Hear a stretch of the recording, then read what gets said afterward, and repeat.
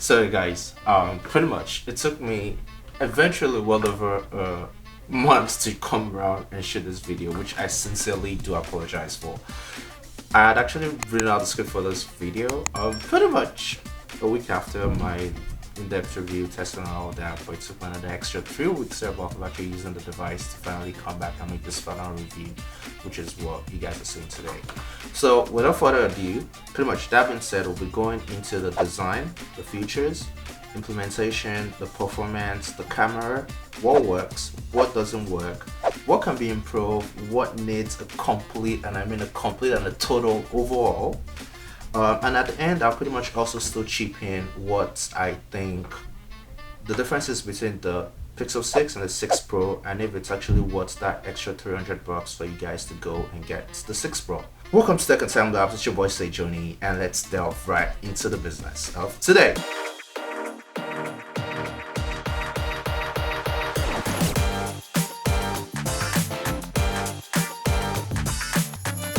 Alright, let's get down into the pretty much the form factor and the display. So the phone is a 6.4-inch AMOLED display, which is really beautiful. I would say probably the only downsides I would think of straight up with the AMOLED display is the brightness. So it's not as bright as what you regularly have. Even though it's technically advertised to go all the way to 1000 nits or above, depending on the content you're consuming, it would naturally stay around the 400-500 nits ish, which is not super bright. It's decent enough for me, but for many people, I've actually seen a bunch of people complain online about it not being bright enough in sunlight or whatnot, but that's about that. In terms of durability, it's got Corning Gorilla Glass 5 on the back, and on the front it's a Gorilla Victus, which is pretty much the hardest Corning Gorilla or Gorilla Glass protection you've got out there right now, which means if you drop your phone, you're most likely protected from shattering or actually cracking. But unfortunately, that makes the display very easy to scratch, so I'll definitely recommend you get a screen protector on the device. Now for the most talked or pretty much most out part of the phone, before the camera itself, is actually the form factor, the camera bar on the back. And what would I say? I actually do love the camera bar. I didn't really think I would like it initially, but after using the phone, taking a hold of it, the fact that it's just balanced, you put it on the table and the phone literally doesn't wobble, it just stays right there. It's easy. It also slants, giving you this effect where I don't actually need to pick up my phone to check notifications. I just double tap and I see exactly what's in there. It just works in a seamless way that I wasn't actually expecting it to work, but I love it. The only downsides to that is it's quite sharp, which means when you run your hands around it, you get this almost feels like it's kind of trying to cut your hands, but it's not cutting, but it's quite sharp, and it also attracts dirt just right on the corner. So I would say probably that's the only downsides to that very part of it, but aside from it, I love it. It's a frosted glass on the back too, which means it's pretty and it doesn't attract fingerprints. So I use this and I'm completely free of fingerprints. The biggest downsides though of the frosted glass on the back is it's actually quite slippery, so if you're not careful or you're running, it's easy for the phone to slip out of your hands, which is where I would eventually recommend you get a case for the phone, just because it's a little slippery and you don't want to just continuously dropping your phone because it's gonna crack eventually.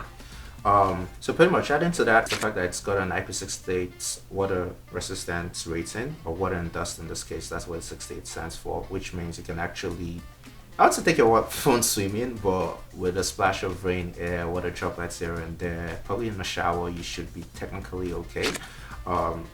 And on the features, finally Google listened and they put an in-display fingerprint sensor, which unfortunately has been the biggest downsides of this phone up until last week, that eventually fixed the biggest part of it, which I would explain what that issue is in a minute. But they pretty much gave us just that, and they took away face scan, so you can't use the face unlock, but you can only use the fingerprints. Now the fingerprints in this generation, Google introduced that Tensor chip too, which I'll go a little bit deeper into in a minute. But the Tensor chip comes with a security feature that makes the rather basic optical sensor on the fingerprint scanner much more secure, which means it's a lot more protected. But having that extra layer of security thanks to the chip in the phone makes the fingerprint scanner sometimes just not work. You might have to try it like 2-3 times before it actually scans, and sometimes it just doesn't work. You have to use the PIN or your security password, which became a big hassle. Thankfully, the last updates they did actually fix most of that issue, but I would say the quick solution I had to fix that problem initially was to scan my fingerprints like 2 or 3 times. That way, each time I tried it, it was actually gonna work. But that was the challenge then, and they fixed it by pretty much releasing an update recently that dealt with the security feature. So still on the features, Google launched their own custom chip called Tensor. It's an 8-core 5nm with a Mali G78 M20 chip. That's a GPU on it, and I would say I've been quite impressed with the performance on this one. At the same time, there are a few places where I haven't been so impressed, but overall, it's actually quite shocking, and allowed me when I actually did my research into it to discover it was actually made by Samsung. Yes, Samsung made the Tensor chip. So it was custom designed. It's built on the Exynos 2200 architecture, which is the next generation Samsung chipset that we should be expecting on the S22 lineup. But the custom version of it, obviously for Google, which makes a lot more sense, especially when you think about, for instance, the new Watch OS or the Wear OS, which is custom designed or was custom designed in partnership with Samsung. I don't know how far this partnership is going, but it's quite interesting how Samsung or Google is bringing in Samsung to the core of their operations and Android itself. I would say the biggest side of the custom Tensor chip is the fact that it actually brings in a whole new layer of machine learning and adaptability to the custom Google native apps. So you're talking about things like, for instance, speech to text. I don't think I've actually used speech to text a lot on a lot of phones just because of how cumbersome and the amount of hassles you have with speech to text on phone, and it was never really something I would use. But on the Pixel 6, it's a whole different ball game, and I mean a whole different ball game because pretty much I'm African, and you can tell I've got my accent. It never for once missed whatever I pronounced, and that was shocking to me. Like, speech to text works fluidly. The only downsides I would say, probably still thanks to my accent, is things like send, this, delete, clear, which are command phrases that should actually like clean, clear, delete, or send the text you're trying to send. It doesn't respond, it just puts that in as text for me, which I don't know why that is. I have to like delete or clear with it with typing or with the keyboard. But overall, I was quite impressed, and especially with things like translation. So I've actually been taking Spanish classes, and translation has been fluid, and it almost feels native or natural. It doesn't rely on the web, it's all inbuilt into the phone thanks to the chip, and I would say it's just a whole new level of customization and experience. And talking about experience, let's delve right into Android 12. Google did it.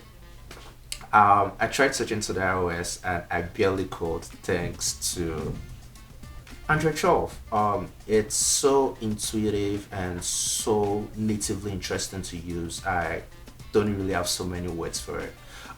You set a wallpaper and automatically just takes in the color ambience on the wallpaper and spreads it all across the phone. The themes, the icons on your phone, everything literally blends into whatever you set. It's just a next generation of personalization, intuitiveness, responsiveness, animations. The Android 12, I would say, is probably the pinnacle of Android, which of course Pixel has brought even to a whole new level thanks also the Tensor chip they put on the phone, just giving you this custom Android experience. I would say if you actually were thinking of, okay, this is probably a final review, but if you probably were thinking of a Google phone or an Android phone, if that should make sense, I don't think there's actually anything outside of the Pixel right now that would actually define as a core Android experience. But before we get into the full final verdict, let's take on some more details. I know you guys want to know what the camera pretty much feels like. So the battery is a 4600 milliamp power battery, which is technically meant to last you for a whole day. Now this has actually become my biggest downside of the phone. The battery life is barely giving you 4 or 5 hours screen time, which I was pretty much appalled by. Thanks to the fact that I know the pretty much the Tensor chip should have optimized the battery a lot more better, or the OS, to make sure you actually get a much longer battery life. Just similarly to what you have on the iOS was what I was expecting, but I was a little bit disappointed. Now that being said, after a few days of use, your battery life actually starts to go up because Android 12 pretty much starts to learn exactly what you're using, what are the native apps you launch. It knows what to close in the background, what should keep running in the background, and things like that. So as a result, it actually keeps your battery life technically better. You get like a 30 minutes to like an hour, 30 minutes jump in screen on time, which is quite impressive. But overall, I wasn't too impressed. I was expecting like a 8 hour screen on time. It's stopping at 5-6 hours max. But luckily, let's add the charging power back in there, so you can charge with a 30 watts fast charger, that's via cable, and it has 15 watts fast charging via wireless, that's with the native wireless charger. Or you can get the Google's custom wireless charger, which delivers 21 watts of charging through that. And you can also do reverse wireless charging to charge things like your buds pro, like your buds, your watches, and things like that. So I'd say on that note, you don't really feel the effect of the low battery life that much, or the low screen on time. Before I go into the camera, which pretty much I know you guys are waiting for, let's talk about the audio. So I never thought I would pretty much give a review on audio, but the audio over Bluetooth is impressive. It's a lot better than what I've experienced on almost any Android phone in the past, and I mean almost any Android phone in the past. My Samsung's, all the Android phone I've tested running over Bluetooth, to the car audio, to my AirPods, there's just this extra richness. You can feel the clarity, and especially the low ends are a lot more pronounced from the Pixel. I don't know if it's thanks to the optimization or it's the EQ that builds into the Bluetooth software or per se, or the hardware. I don't know how they did that, but it really sounds a whole lot better. It's almost giving me the, well, I would say on the iPhone, they over Bluetooth will give you pristine clarity with a little lack of some lustrous low end. Pixel gives you the extra low end with very nice richness of sound, with just a little lack of clarity when you compare it to the iPhone over speakers, which I tested both of them back and forth. But overall, I'm actually impressed with the sound quality, or yeah, the streaming quality of sound over Bluetooth on this device. That being said, let's get into what you guys actually want to know: the camera. So the camera is simple and straightforward. You've got a 50 megapixel, yes, 50 megapixel, finally on a Pixel. Yes, I know it's pixel, pun intended. 50 megapixel ultra wide shooter, and you've got your 8 megapixel wide angle camera, which pretty much I'll say delivers. Right from time immemorial, we know Google has been the king of portraits or point and shoot, which is whatever still shots you're trying to take. Thanks to machine learning and algorithms, Pixel has always been a curve ahead of the rest. Now that they've finally upgraded their hardware, I was expecting a huge jump in quality. And yes, there's some slight improvements in the quality of the pictures, which you can see in this pictures lineup right now. Daytime, good lighting, bad lighting, it's pretty much great. I don't see it as a too much major upgrade over the previous generations of the Pixel. That's the Pixel 5, and I'll say probably that's because the picture you take is pixel binded, so you're getting, yes, it's a 50 megapixel camera taking a 40 megapixel shot actually, but divides that by four by combining 4 different shots and making it into a 12 megapixel shot. So at the end of the day, you're only getting a little extra richness or depth into the 12 megapixel shot. Now what that does, or what that allows the Pixel to do, is things like the extra editing or machine learning that has now been very optimized, so that it's actually almost impossible for it to get a blur shot on the Pixel now. Like I tried a couple of times and I couldn't get a blur shot because it takes so many pictures simultaneously. It uses machine learning to combine all of those and make sure it gets you the best quality almost within that same 1 second, which is quite impressive. And the camera quality, or the 50 megapixel and the 8 megapixel on this point, actually now comes to shine some lights in the video. Now we know the Pixel videos had always been trash. Yeah, I said it, trash. But this time around it's decent. It's not top of the line dragging the crown with the Samsungs on the Android side, or nothing like the iPhone 12s and iPhone 13s of the world, but it is quite close enough for me to say eventually you have a robust and a complete camera system where you can shoot your 4K videos and it's decent enough. Stabilization is not too superb yet, but It's good enough to shoot and take pictures in almost any scenarios, shoot your videos, decent quality. The mic quality too is great. And I would say one of the things I love the most about this phone, still on the camera, is the night shot. It turns night today. I've tried night shots on God knows how many phones now, and the Pixel is just in a class of its own. Yes, sometimes the pictures might be a little bit grainy because it kind of like tries to over define the shots, but it literally turns night into day. Like, you take a picture in pitch dark and it literally looks like you took the picture at 6 p.m. Like, I'm not joking, it's that clear. It's, yeah, you can see the pictures we took. It's just, it's Pixel. Now, the few things I would say to wrap up my recommendation on the phone that I really would say I found a challenge with is one, the haptic sensor.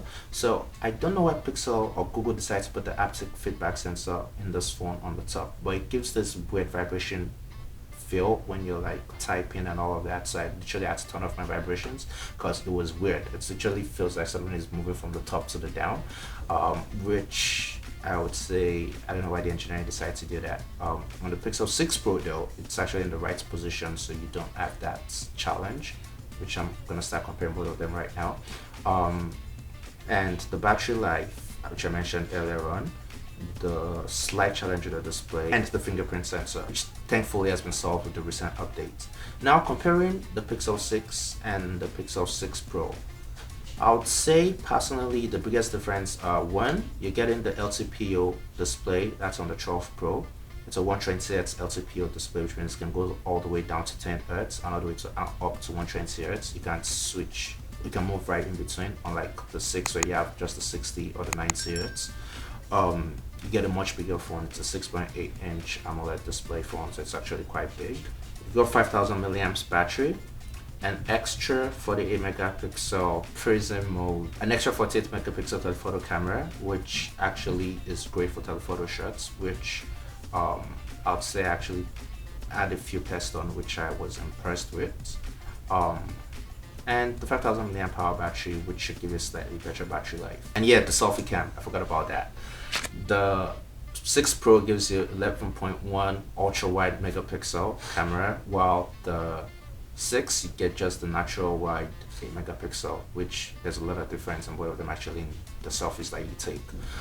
So now the question is it worth the extra $300? I would say if you want a bigger display, you want a little better battery life, and you would need the telephoto camera for things that you do, then yes, you can do that. But is it really worth it? For the average general user, I would say no. Just save the extra $200 and get the Pixel 6. Now, my overall verdict for the Pixel 6 is I don't think there's actually any Android phone out there right now that gives you a true Android experience. A very reliable phone with a lovely experience that you can count on at any day, anytime, delivers amazing pictures, and goes for a price tag that is competitive, $600. So would I recommend it? Hell yes. Would I use one? Hell yes. Would I tell you to get one? Hell yes. Currently in 2021, that actually would be the most value crunched Android phone out there right now. So that would be my overall verdict. Thank you guys so much, guys, for watching this, and a little too much information probably. It's your boy Say Jody, and I'll see you guys on the very next one. Cheers.